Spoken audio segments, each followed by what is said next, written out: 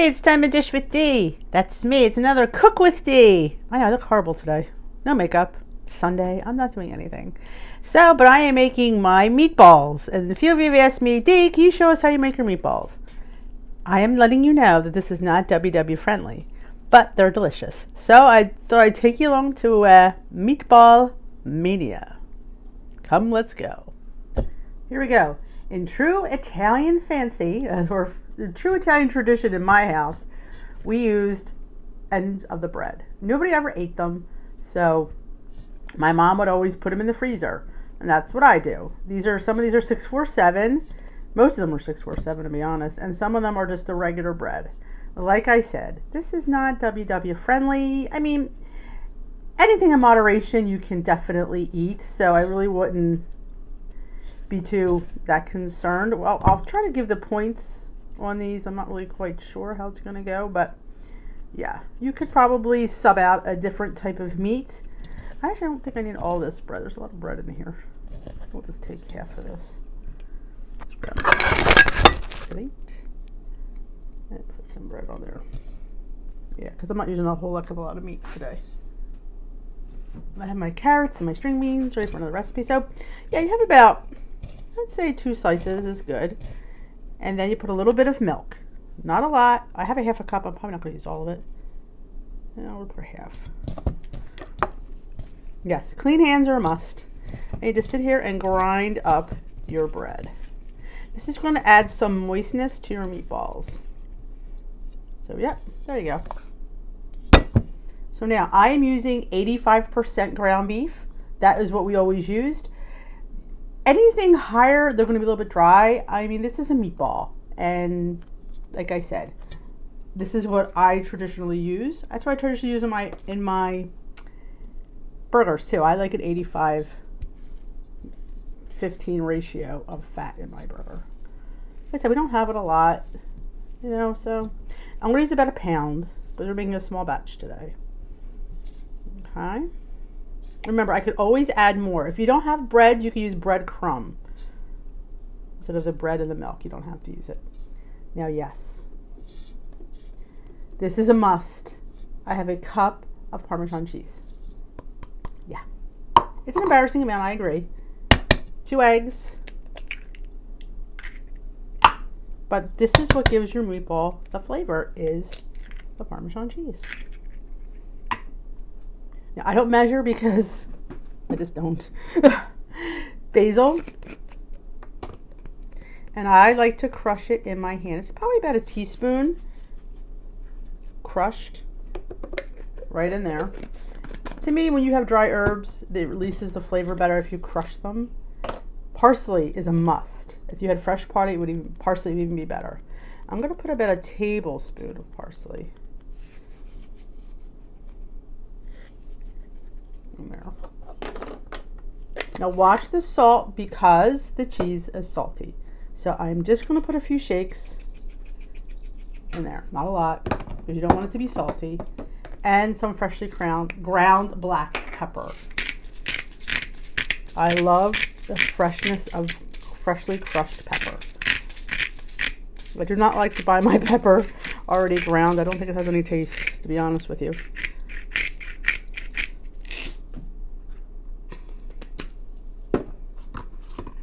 2 big heaping tablespoons of garlic. Or maybe it's about 1.5 tablespoons actually. Would be about 4 or 5 cloves, depending on the size. I have my milk here if I need it. Is there anything else I want? I'm not gonna put any red pepper flakes in this batch. Okay, hands clean. Just get in there, and you don't want to overwork it because it will be tough. You just want to incorporate everything. The basil, the parsley, the cheese, the bread. Like I said, if I feel I need more cubes, I have it right here. I can always add them in.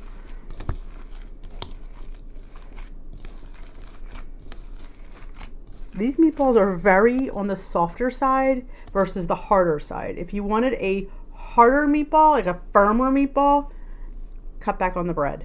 This milk bread really makes them quite tender, is the word I'm looking for.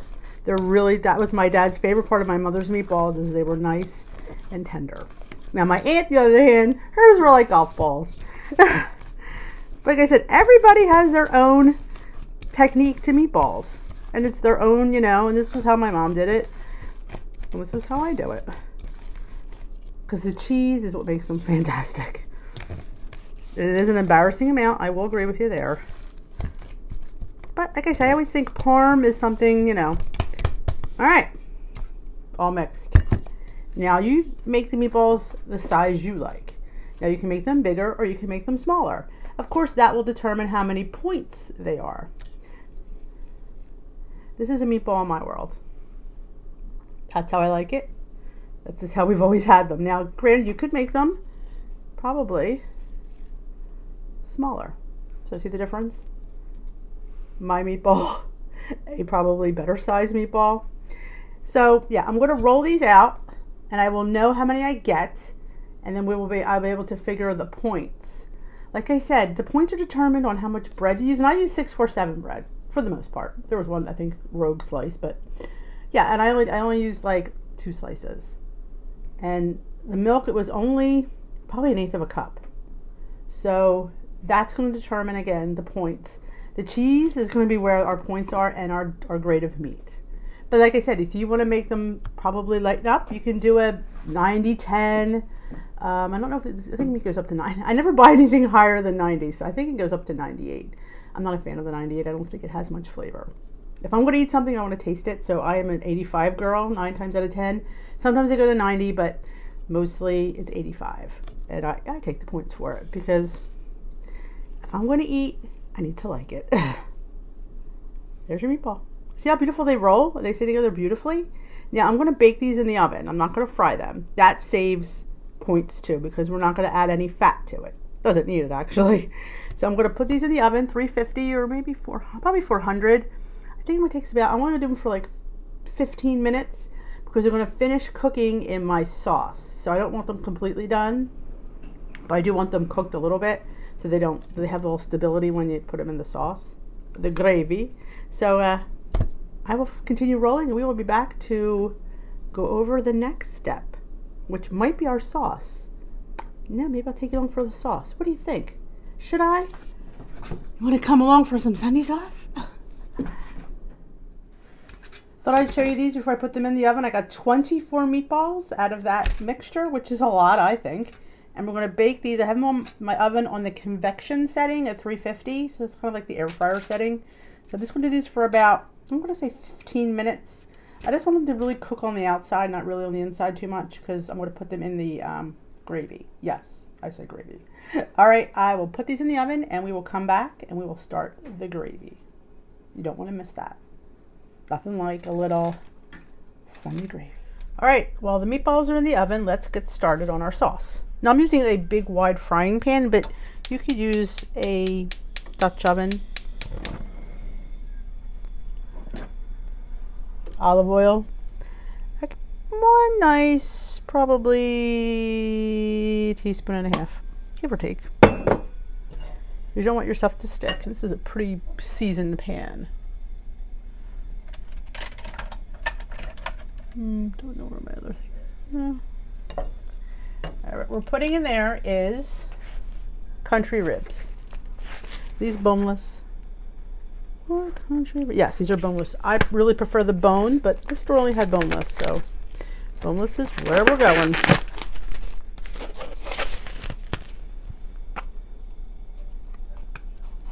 Of course, these are not cut all the way through, are they?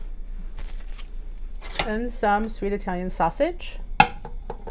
If you had time, you could do some brajol. That would be really good in this. I don't understand why it doesn't cut through. Let me grab a knife, which I think I have one over here. There we go. Normally they're cut through. God, the butchers don't do their jobs. I don't know why you would want a halfway cut. You want it all the way cut.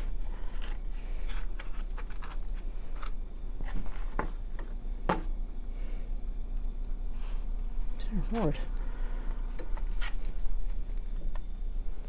Just put it in, and all you're doing is getting a sear on the outside. Again, you're not cooking it through, because it's going to cook for a few hours, so it'll get all that goodness will definitely come through. Put the sausage in. Again, you're just browning it. You're not looking to cook it. Let's put this on this pan.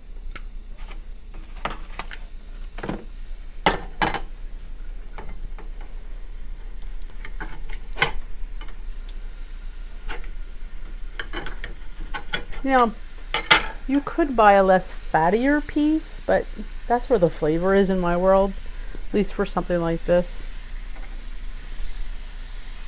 So I'm going to brown these off, and then we're going to start putting our tomatoes in, and I will show you what it looks like when we get there. Okay, our meat is out. It is just browned. You can see it's not cooked through at all. It's just browned on the outside. That's all we wanted, was a little bit of color. Now we're going to add our tomatoes, and I use 2 cans of either puree or crushed. I think that could be one of each.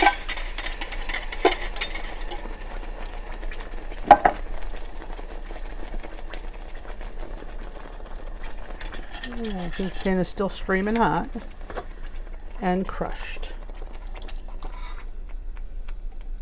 We're going to empty these out in a minute. Let's get these out, and sorry about that. A little can of paste. This is where the points are in this.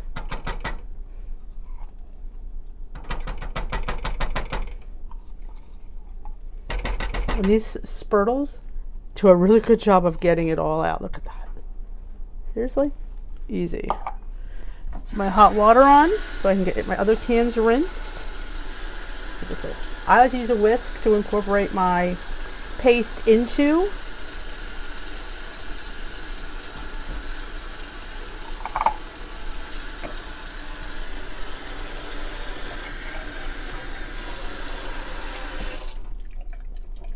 About 1/2 cup of water. Get that can rinsed out. And I should use the spurtle on this one.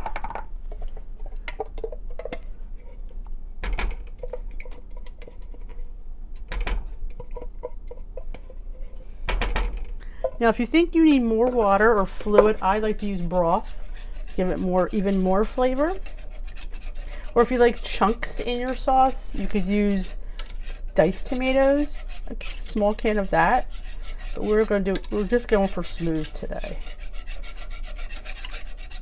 All right, so I'm going to put garlic, about 2 heaping cloves actually.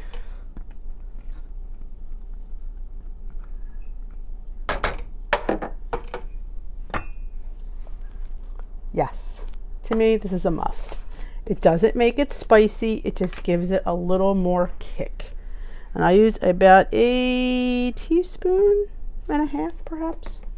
Crush them. I can do it with all dried herbs. You should always crush your herbs in your palm.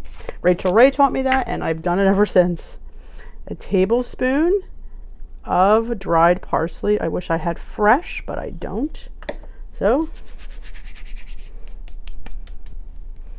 and some basil. About a teaspoon or so. We can always add more if we think it needs it. We will taste it in a little bit. You know what I'm going to say. Freshly ground black pepper.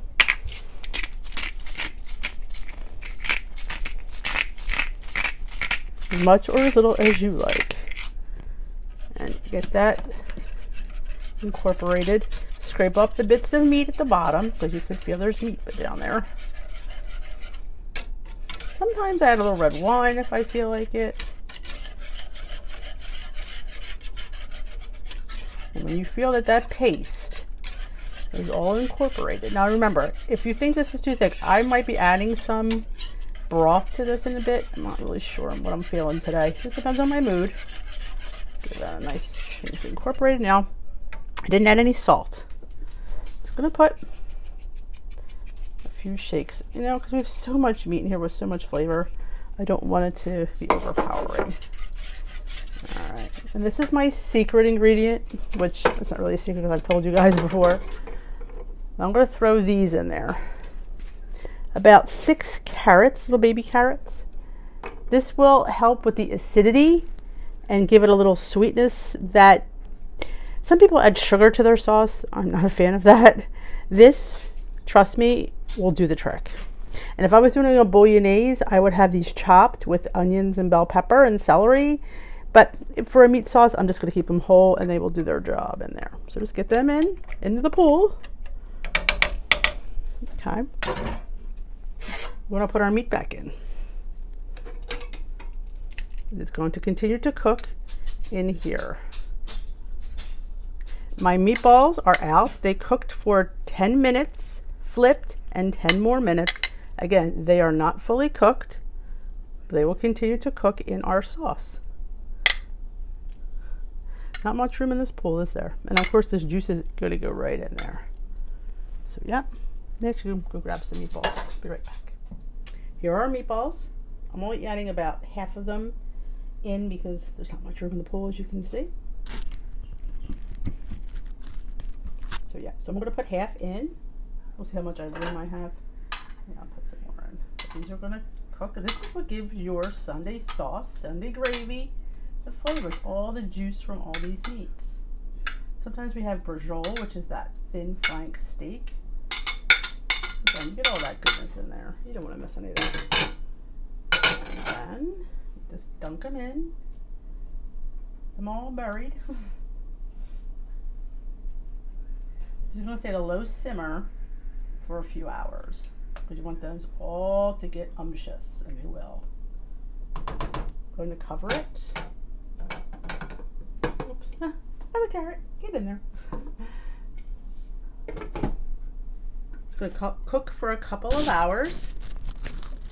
So yeah. Now, like I said, you can finish cooking the meatballs, and we always used to have fried meatballs in the afternoon on Sundays because that's what we did. Half were in the sauce and half were in for our lunch.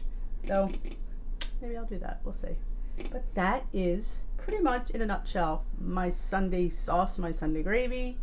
Let it cook for a few hours. Like I said, if you feel it needs more, I do have a can of beef broth. You could use chicken broth, but I wouldn't. I mean, you could use pork because you have the ribs. We like ribs. They were on the bone, that'd be even better. It'd give you even more flavor. And then when you pull it out, they're falling off the bone. Yeah. And actually, pork is a very lean meat. The pork ribs really aren't too terrible. The sausage now, yeah, you're dropping some points. But it's Sunday. It's Sunday sauce, you know? You don't have it every week, you're fine. So we will come back in a few hours and we will get this on our plate. I'm a little bit excited, but I'm glad you came along for this sauce gravy. I call it sauce now, but I used to call it gravy. That's how we grew up. But now I kind of say sauce for honey menegans. All right, we'll be back. I'm excited.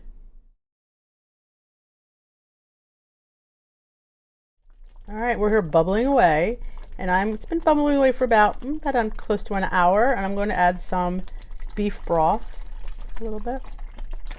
This is totally optional. I like the way it tastes, to be honest with you. It adds a little more oomph to my gravy. And this is not the normal pot that I use, so like I said, if you like it chunky, please put in some diced tomatoes. You could put whole tomatoes and crush them. I'm just going for a thin gravy today. Let's put the rest of this can in. There we go. All right, we're going to continue to cook this for at least a few more hours. It's just simmering, a light simmer, covered of course, and we'll be back when it's all finished. All right, here is about 3 hours. You can see that little grease link there. Yep, it's all bubbling away. It smells really good. And you can see how dark it's got from the meat has intensified the taste of it. It's absolutely yummy, and I hope you give it a try.